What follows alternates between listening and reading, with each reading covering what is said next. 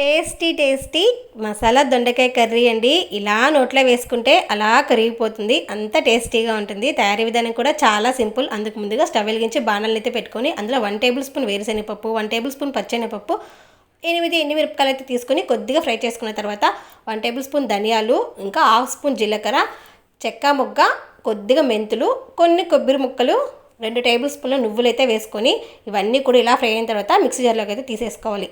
ఆ తర్వాత అదే బాండిలో 3 టేబుల్ స్పూన్ల ఆయిల్ అయితే పోసుకొని దొండకాయలని గుత్తి వంకాయలాగా ఇలా కట్ చేసుకొని ఆయిల్లో వేసి ఫ్రై చేసుకోవాలి. ఇలా ఫ్రై అయిన తర్వాత కొంచెం కరివేపాకు, సన్నగా కట్ చేసుకున్న ఆనియన్స్ అయితే వేసుకొని ఆనియన్స్ ఫ్రై అయ్యేంత వరకు అయితే ఫ్రై చేసుకోవాలి. ఆ తర్వాత 1 టేబుల్ స్పూన్ అల్లం, టమాటా ముక్కలను అయితే 1 టమాటా వేసుకున్నానండి. ఇవి కూడా ఆయిల్లో కొద్దిగా వేగిపోయిన తర్వాత 1/2 స్పూన్ పసుపు, టేస్ట్ తగ్గట్టు ఉప్పు, మిక్సీ పట్టుకున్న పొడి అయితే వేసుకొని ఒకసారి అలా కలిపి ఒక చిన్న నిమ్మకాయ సైజ్ అంతా చింతపండు రసం అయితే పోసుకోవాలండి.